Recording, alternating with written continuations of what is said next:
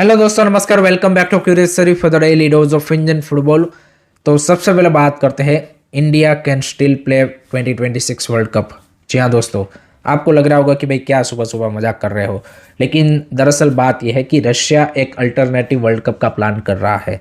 As per the some of the global sport outlet, Russia का plan है कि next year जब FIFA world cup हो रहा होगा, उसी टाइम के वर्ल्ड के जो बड़े कंट्रीज की जो फीफा वर्ल्ड कप के लिए क्वालिफाई नहीं हुए हैं, उनके साथ एक अनक्वालिफाइड वर्ल्ड कप टीमों का वर्ल्ड कप क्रिएट किया जाए रशिया में, एंड ये जो फीफा वर्ल्ड कप है उसको काउंटर किया जाए।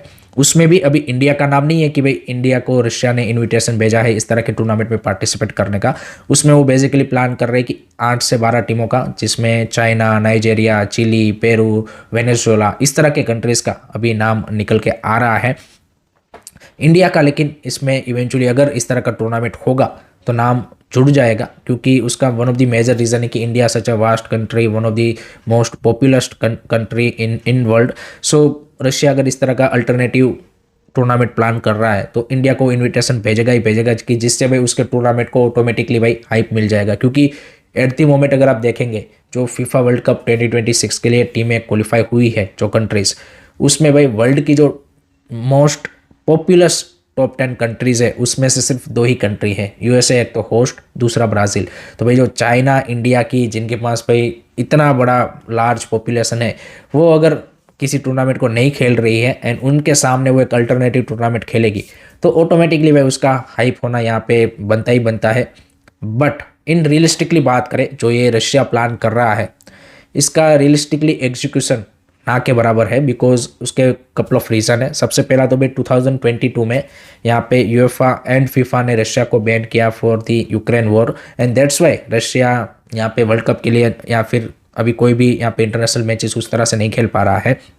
दूसरी चीज़ कि जो फीफा एंड यूएफा की मोनोपोली है वर्ल्ड फुटबॉल में, उसको भाई वो कभी भी काउंटर चैलेंज नहीं कर यहाँ पे होने देंगे।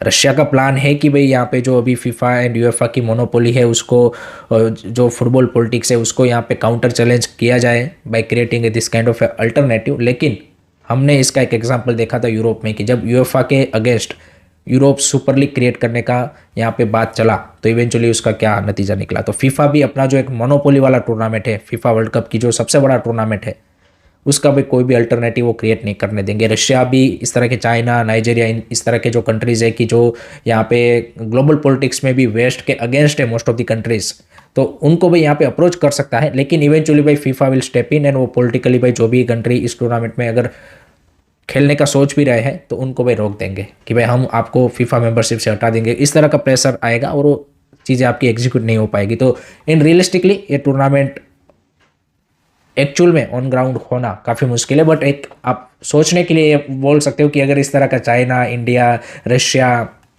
पाकिस्तान, बांग्लादेश, नाइजेरिया, वेनेजुएला, इस तरह के कंट्रीज़ के साथ एक टूर्नामेंट क्रिएट करे तो उसका एक भाई अलग ही वो यहाँ पे आप बोल सकते हैं कि चाम बन सकता है। But it is very very difficult in terms of the realistic execution wise कि ये होगा। आपके क्या थॉट्स है इसके बारे में, आपकी क्या ओपिनियन है, कमेंट सेक्शन में ज़रूर बताइए। सेकंड बात करनी है भाई, Indian OCI players are on fire. And मैं रिसेंटली कल ही यहाँ पे एक जो इंडियन ओरिजिन प्लेयर है ब्रेंडन खेला, जो कि इंग्लैंड के 3rd डिवीज़न में खेलते हैं, उनका 21 नवंबर यानी कि 3-4 दिन पहले का एक मैच देख रहा था कि जहाँ पे वो फ्रॉम दी बेंच आए 67th मिनट पे एंड 73rd मिनट पे उन्होंने एक ब्यूटीफुल गोल स्कोर किया, आप देख सकते हो। सो ये है हमारे ओरिजिन प्लेयरों की क्वालिटी की, जो यूरोप के टॉप 5 कंट्रीज़ है उसके 2nd 3rd डिवीज़न में खेल रहे हैं।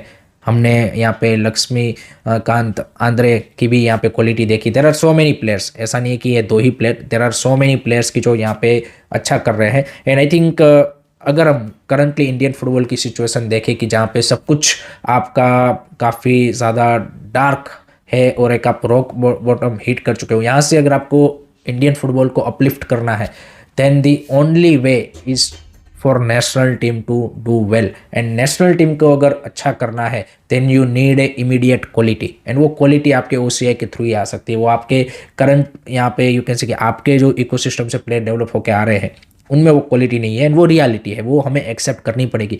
तो आई थिंक अगर सच में इंडियन फुटबॉल को आगे लेट से आपको एक 10 साल में एक ऐसे कंट्री के तौर पे जाना है कि जहाँ पे आप वर्ल्ड कप क्वालिफाई करने के लिए भी चैलेंज कर रहे हो या फिर आप क्लोज हो, तो आई थिंक एक आपको short term and long term plan बना के चलना पड़ेगा कि जहाँ पे आप ओसीआई प्लेयरों का नेशनल टीम के लिए रिप्रेजेंटेशन फास्ट ट्रैक करो। सपोज कीजिए आप किरेन विलियम्स है आपके पास, आंद्रे लक्ष्मीकांत स्ट्राइकर खेल रहे हो, ब्रेंडन खेला लेफ्ट विंग खेल रहे हो, आपके यहाँ पे क्या बोलते हैं कि यान धंधा एज अटैकिंग मिडफील्डर खेल रहे हो, फ्रंट फोर देखो आप, ब्रिलियंट।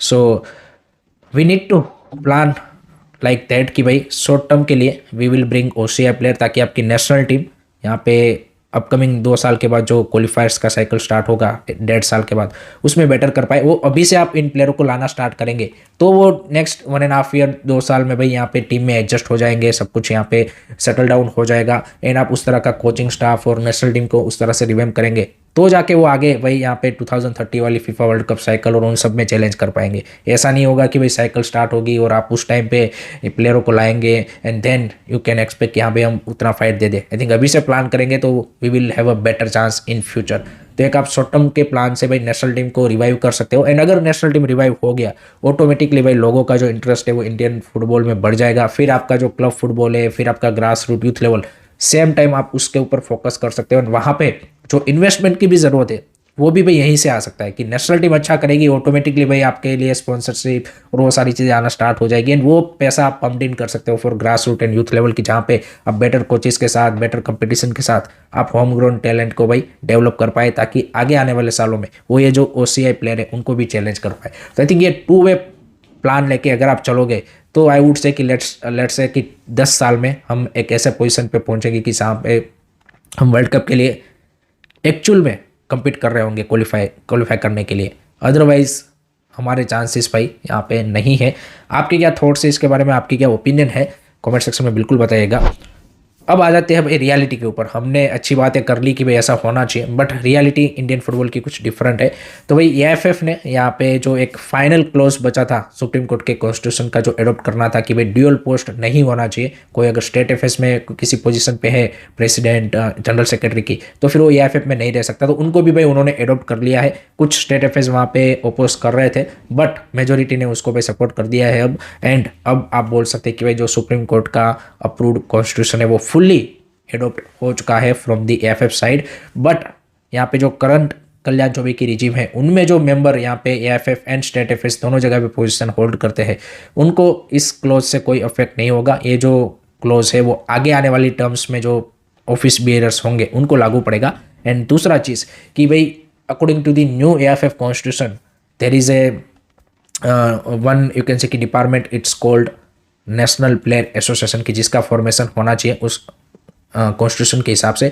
तो भाई जो इंडिया में at the moment football player association of India FPAI है, वो एक यहाँ पे FIFPro के रिकग्नाइज्ड यहाँ पे फुटबॉल प्लेयरों का आप बोल सकते हैं कि बॉडी है। तो उन्होंने अब AIFF को लेटर लिखा है कि भाई आपको, क्योंकि अकॉर्डिंग टू द कॉन्स्टिट्यूशन एक NPA क्रिएट करना है, नेशनल प्लेयर यहाँ पे एसोसिएशन, तो हमें भाई वो रिकॉग्निशन आप दे दीजिए। अभी तक AIFF ने उसका रिस्पॉन्स नहीं दिया है। 2 महीने से ये बात चल रही है बट अभी तक उन्होंने कुछ यहाँ पे अप्रूवल नहीं दिया है। सो लेट्स सी कब तक AIFF इस तरह का एक NPA क्रिएट करता है कि जिसमें वे 15 मेंबर का एक एमिनेट प्लेयरों का एक जो बॉडी होगा, जो कि आगे जाके यहाँ पे जो AIFF की AGM और उन सब में भी यहाँ पे रिप्रेजेंटेशन करेगा according to the new constitution.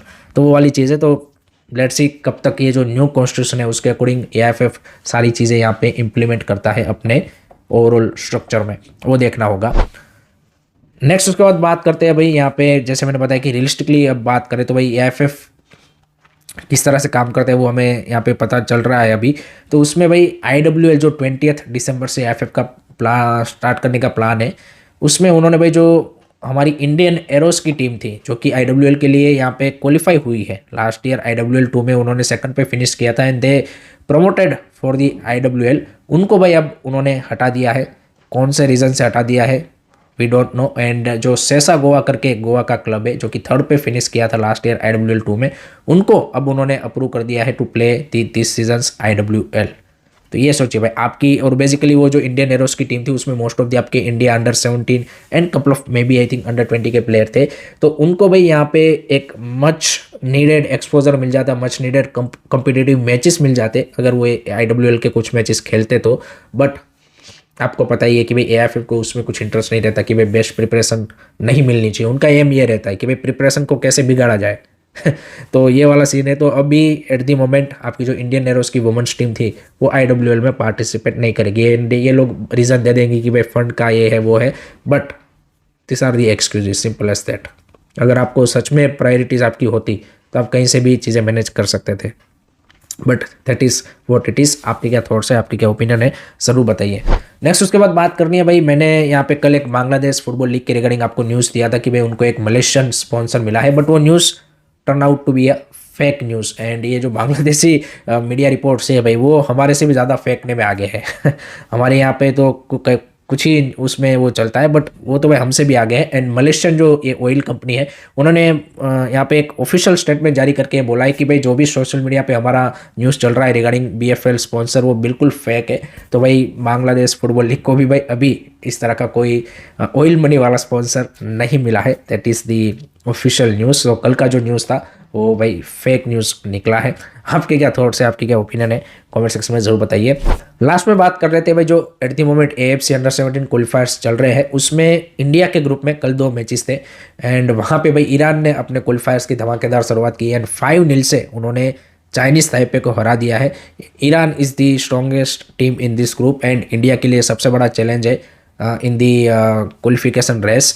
दूसरा जो मैच था वहाँ पे भाई पैलेस्टाइन एंड लेबनान का मैच 1-1 से ड्रॉ रहा है। तो पैलेस्टाइन ने अपना दूसरा मैच भी ड्रॉ किया है। तो अब इंडिया के लिए भाई जो सिनारियो बना है वो वही सिंपल सा सिनारियो है कि हमें जो हमारे रिमेनिंग 3 मैचेस है वो जीतने हैं टू टॉप द ग्रुप। हमें यहाँ पे GD के लफड़े में कुछ नहीं पड़ना है। सिंपल सी बात है, इंडिया को अब Chinese Taipei, Lebanon and Iran को हराना है एंड वी विल क्वालिफाई। तो ये हमारे लिए सिंपल सा क्वालिफिकेशन का रास्ता यहाँ पे बना है। So that's it from my side guys regarding today's Indian football news. I hope कि आपको वीडियो पसंद आया होगा। Keep supporting Indian football, don't forget to like, share and subscribe करिए सरी। जय हिंद, जय भारत।